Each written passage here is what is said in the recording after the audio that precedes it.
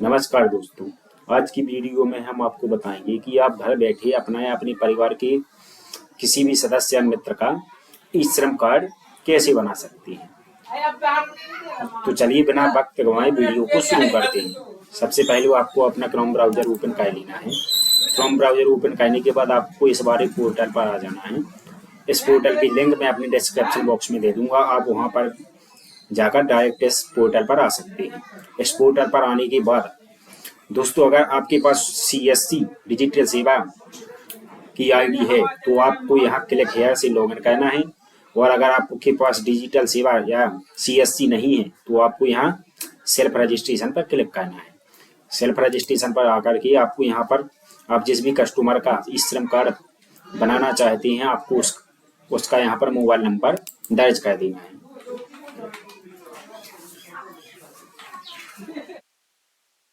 Mobile number दर्ज करने के बाद आपको कैप्चा फिल कर लेना है।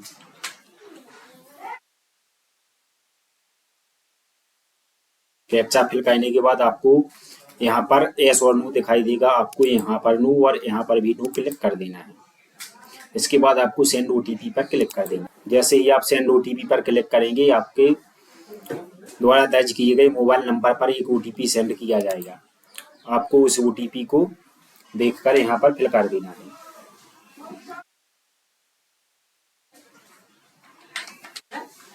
OTP फिल करने के बाद आपको सबमिट पर क्लिक कर देना है। जैसे ही आप सबमिट पर क्लिक करेंगे आप एक नई पोर्टल पर आ जाएंगे। अब आपसे यहाँ पर आधार नंबर डालने के लिए कहा जाएगा। आपको जिस भी आप कस्टमर का ई श्रम कार्ड बना रहे हैं आपको उसका आधार नंबर फिल कर देना है।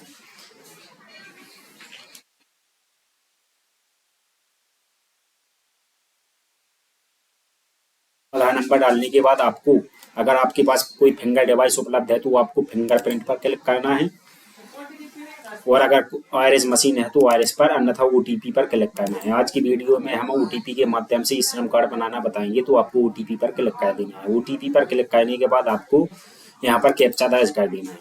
अगर आपको कैप्चा समझ में ना आए तो आप यहाँ से रिफ्रेश करके दोबारा कैप्चा जनरेट कर सकते हैं।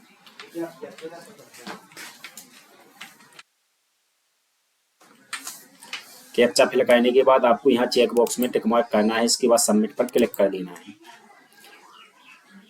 जैसे ही आप सबमिट पर क्लिक करेंगे आपके आधार रजिस्टर्ड मोबाइल नंबर पर एक OTP सेंड किया जाएगा। आपको वह देखकर यहाँ पर फिल कर देना है।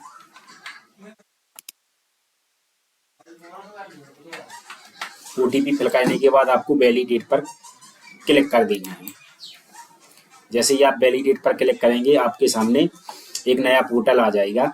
अब आपको यहाँ आना है और continue to enter other detail पर क्लिक कर देना है।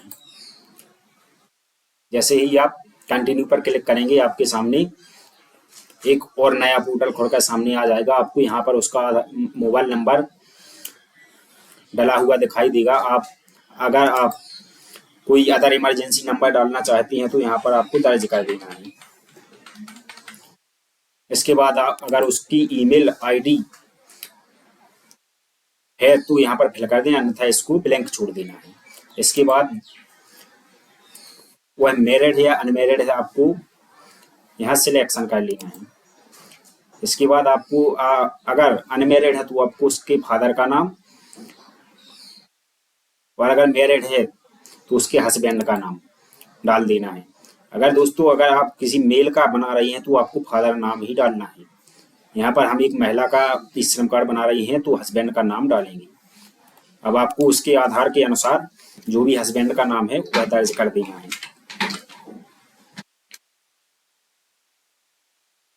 हस्बैंड नाम डालने के बाद आपको सोशल कैटेगरी पर क्लिक करना है। आपको वह जिस भी कैटेगरी में आता हो आपको कैटेगरी सिलेक्ट कर लेना है। कैटेगरी के बाद आपको नीचे सोशल कैटेगरी सर्टिफिकेट अपलोड करने के लिए बोल रहा है। अगर आपके पास हो तो कर दें, अन्यथा इसको ऐसे ही छोड़ दें। इसके बाद ब्लड ग्रुप, अगर आपको पता हो तो अपना ब्लड ग्रुप सिलेक्ट कर लेना है। इसके बाद आपको यहाँ पर नो पर ही क्लिक रहने देना है। इसके बाद आप अब नॉमिनी डिटेल फिल करनी है, तो नॉमिनी आप जिसको भी नॉमिनी भरना चाहते हैं आपको उसका यहाँ पर नाम डाल देना है। अगर आप किसी महिला का ई श्रम कार्ड बना रही हैं तो नॉमिनी में उसके हस्बैंड का नाम ही डालना है।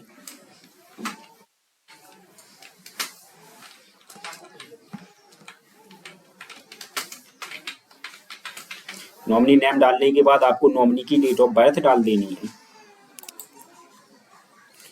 यहाँ कैलेंडर में आकर आपको नॉमिनी की डेट ऑफ बर्थ का सिलेक्शन कर लेना है।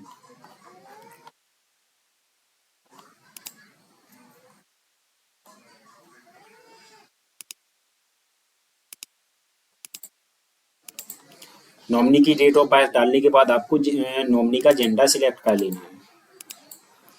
इसके बाद आपको रिलेशन विथ एप्लीकेंट, आपने जिसको भी नॉमिनी फिल किया है उसका आपसे क्या संबंध है, आपको यहाँ पर उसका संबंध क्लिक कर लेना है। तो हम यहाँ हस्बैंड पर क्लिक करते हैं। इसके बाद आपको नॉमिनी एड्रेस फिल कर देना है।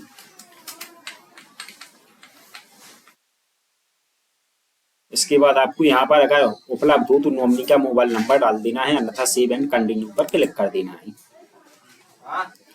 जैसे ही आप सेव एंड कंटिन्यू पर क्लिक करेंगे आपके सामने रेसिडेंट डिटेल भरने के लिए बोला जाएगा। आपको यहाँ पर उसके स्टेट का सिलेक्शन कर लेना है। इसके बाद आपको यहाँ उस पर के डिस्ट्रिक्ट का सिलेक्शन कर लेना है। इसके बाद अगर उसका संबल कार्ड बना हुआ है तो आपको यहाँ पर संबल उसकी समग्र आईडी डाल देनी है, अन्यथा ब्लैंक छोड़ देना है। अब आपको करंट एड्रेस भरना है। अगर वह अर्बन एरिया से बिलोंग करता है तो आपको अर्बन, और अगर किसी गांव से बिलोंग करता है तो रूरल पर क्लिक करना है। इसके बाद आपको एड्रेस लाइन फर्स्ट में आपको उसके विलेज का नाम डाल देना है। इसके बाद एड्रेस 2 में भी आपको विलेज का नाम ही डाल देना है।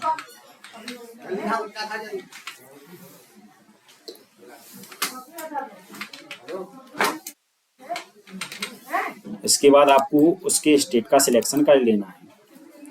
स्टेट के बाद आपको डिस्ट्रिक्ट का सिलेक्शन कर लेना है। इसके बाद आपको उसकी सब डिविजनल या तहसील का सिलेक्शन कर लेना है। इसके बाद आपको उसके विलेज का सिलेक्शन कर लेना है। सिलेक्शन करने के बाद आपको उसके आधार के अनुसार पिन कोड दर्ज कर देना है। पिन कोड डालने के बाद आपको थोड़ा स्क्रॉल डाउन करके नीचे आना है। इसके बाद आपको परमानेंट एड्रेस फिल कर लेना है। तो आपको यहाँ फिर से रूरल पर ही क्लिक करना है। इसके बाद आपने जो भी वहाँ पर उसका एड्रेस लाइन फर्स्ट में डाला हो आपको यहाँ फिर से वही फिल कर देना है।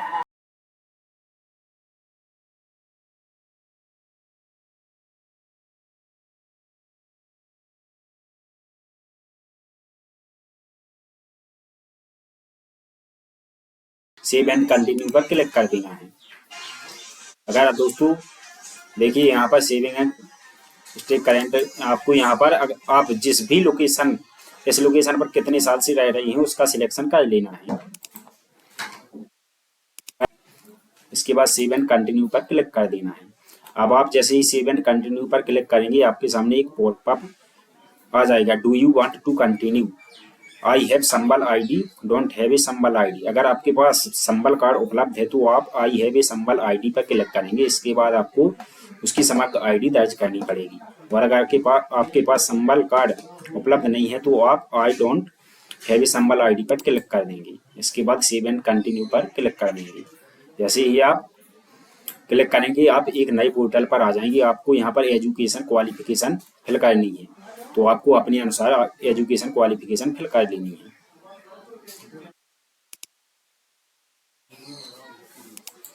इसके बाद आपसे नीचे एजुकेशन सर्टिफिकेट अपलोड करने के लिए बोला जाएगा। अगर आपके पास उपलब्ध है तो कर दें, अन्यथा इसको ऐसे ही छोड़ दें। इसके बाद मंथली इनकम स्लैब सिलेक्ट करना है, तो आपको यहाँ 10,000 एंड बिलो पर ही क्लिक करना है। अगर आप 10,000 से ज़्यादा मंथली इनकम है आपकी तो आपको उसका सिलेक्शन कर लेना है। इसके बाद आपसे इनकम सर्टिफिकेट अपलोड करने के लिए बोला जाएगा, तो आपको इसको ऐसे ही ब्लैंक छोड़ देना है। इसके बाद सेव एंड कंटिन्यू पर क्लिक कर देना है। जैसे ही आप सेव एंड कंटिन्यू पर क्लिक करेंगे आपके सामने एक नया पोर्टल खुलकर सामने आ जाएगा। अब आपको यहाँ थोड़ा नीचे आना है और यहाँ नो पर ही क्लिक रहने देना है। इसके बाद आपको प्राइमरी ऑक्यूपेशन में आपको यहाँ पर AGR टाइप करना है। आप जो भी वर्क करते हो आपको वही दर्ज करना है। आप जैसे ही AGR टाइप करेंगे आपके सामने लेबर एंड एग्रीकल्चर का ऑप्शन शो हो जाएगा, आपको उसको सिलेक्ट कर देना है। इसके बाद आपको थोड़ा नीचे आना है। इसके बाद working experience and primary occupation आपसे पूछा जा रहा है कि आपको इस काम जो भी आपने यहाँ पर वर्क भरा है इसको करने का कितने साल का अनुभव है, तो आपको यहाँ पर अपने अनुसार फिल कर देना है। इसके बाद सेकेंडरी ऑक्यूपेशन के लिए बोला जाएगा, तो आपको सेकेंडरी ऑक्यूपेशन में यहाँ पर दूसरा ऑक्यूपेशन सेलेक्ट कर देना है। इसके बाद आपको थोड़ा स्क्रॉल डाउन करके नीचे आना है।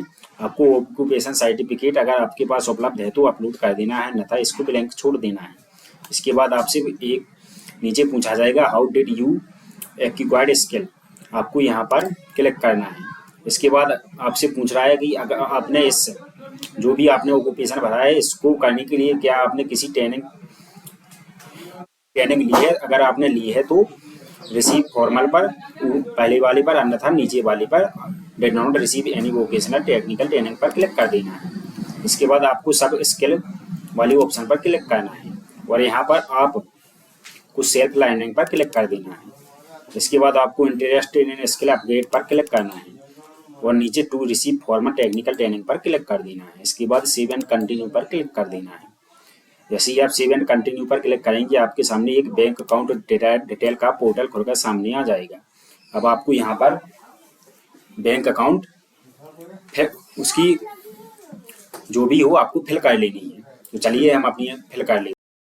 करने के बाद आपको सेव एंड कंटिन्यू पर क्लिक कर देना है।